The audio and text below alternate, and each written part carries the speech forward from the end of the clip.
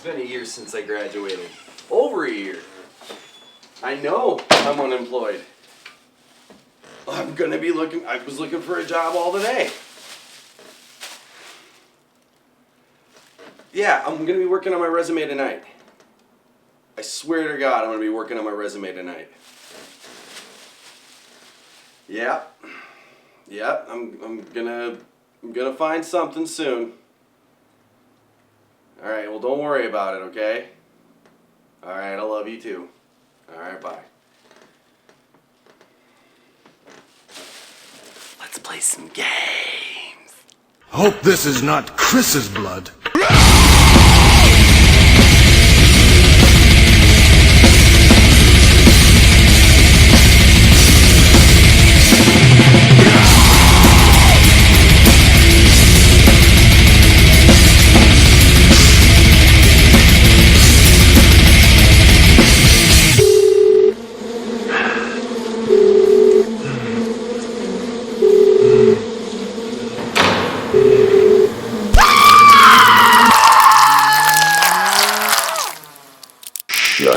Gamer. Today's our first episode, and I want it to be something really special. And since it's October, and I review survival horror games, that's my MO, I figured I would do a top 10 list of something that you've never seen before. So, I want you to think about all the survival horror games you've played, all the atmospheres that you've experienced, all the creatures and all the monsters. What's the last thing you think about? The bathrooms, right? Granted, they're creepy, they add to the atmosphere, but nobody really pays attention to these bathrooms unless there's something really special about them. So today, we're doing the top 10 most scariest video game bathrooms. At number 10, we've got the Indigo Prophecy. This is one of those bathrooms that's not scary because it has monsters in it per se, but because, well, a murder takes place in it.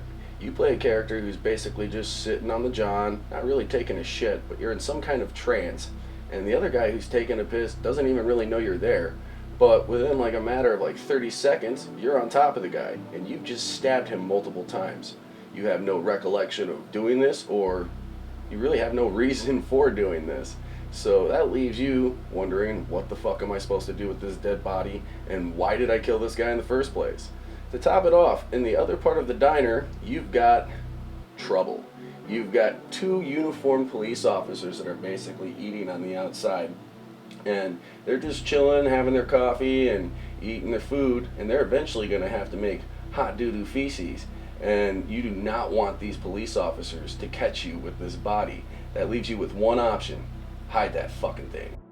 At number 9, we've got Never Ending Nightmare. Now, this is one of those games that has multiple bathrooms throughout the playthrough, and they're all genuinely scary. The atmosphere leaves you with blood in the sink and teeth falling out, which is one of those nightmares that we commonly have.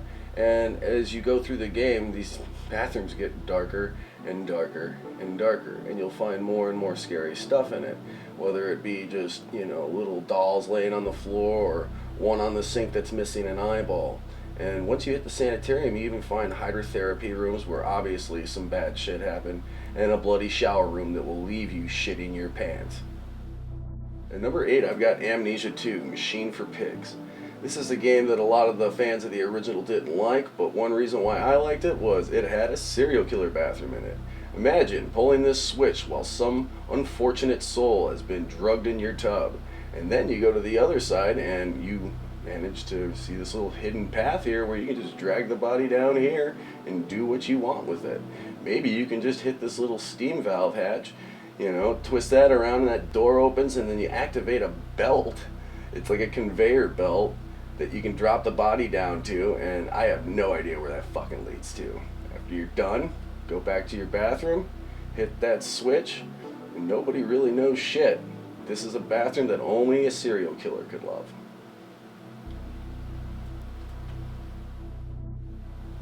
At number 7, we've got Outlast. And this is a bathroom that I like to coin the witness bathroom. You are an investigative journalist who's trying to find out the secrets of this sanitarium, and this guy was doing the same exact thing, and look at how he ended up. That just adds to the scary factor, and if I was this journalist, I'd be getting the fuck out of this bathroom because I'm definitely not going to take a shit on this severed hand that's sitting in the toilet. At number 6, we've got Fatal Frame. This is a bathroom where you find blood smeared all over the mirror, and instead of running and calling the cops, what do? You pull out your camera, and what the fuck? I don't really think I need to say any more for this. At number 5, we've got The Evil Within. Now, I chose the final bathroom in the game because after I take a hot shit and wake up from a nightmare, I like to light dead bodies on fire to get rid of the smell of my dirty, nasty doo-doo feces. And after that body's done burning and flickering off like incense in the wind, I'm going to take another shit. At number 4, we've got Silent Hill 4, appropriately. This is a bloody, disgusting bathroom, and as you can see, it makes me feel kind of claustrophobic when I play this game. None of these facilities work. I can't really take a shit without, just letting it float. I'm not using anything in here to really clean myself because it doesn't look very hygienic, and I'm hearing these weird, mysterious cries eventually while I'm in here that are coming from this tunnel, and that's basically the only exit out of here, because when you go back to the apartment, well, this is Silent Hill 4 The Room. You can't leave the apartment. You can just sit there and wonder why you can't go out and get a cheeseburger. At number 3, we've got Clock Tower, the original on the SNES. And this doesn't really need any introduction. This bathroom is scary. When you open up the shower curtains, you will find one of your orphan sisters bound and just basically hanging from one of those Texas chainsaw meat hooks, it looks like. And while you're questioning what's going on, Bobby pops out of the tub, aka Scissor Man. This is a very scary scene for an SNES game. And if you're like me, I like to run out of the bathroom and escape Bobby, and for some reason he just randomly disappears. But instead of running to like a bedroom and hiding under a bed, what do?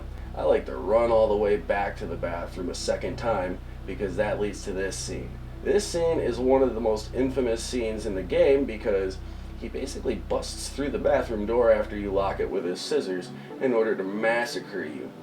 And this, of course, will lead to one of the game's most infamous things, the dead end, which is awesome. There are multiple ones of these, but this is probably my favorite dead end in the game. And check out this game and see how many other ways you can die. At number 2, I've got Doom 3. This bathroom isn't really that scary at first. It's actually kind of a nice bathroom. It's got magazines and stuff.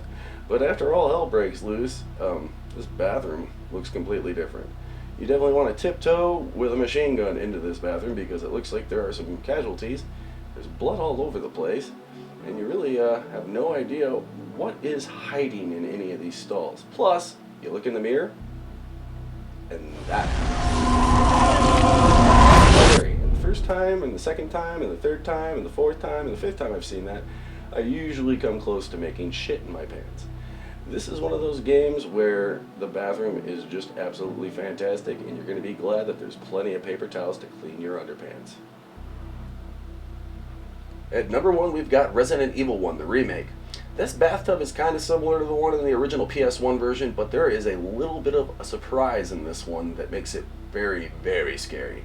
I remember the first time I played this remake, I did not see this coming because I remember the tub not having anything in it, but in this one, look at what you got. You got a big fucking zombie who's there to fucking kill you and make you shit your pants while playing this new remake. Of course, Jill is able to handle this with her combat training, and she's able to smash the head of the zombie, but she's so scared that she eventually feels the need to throw up because she's in such shock.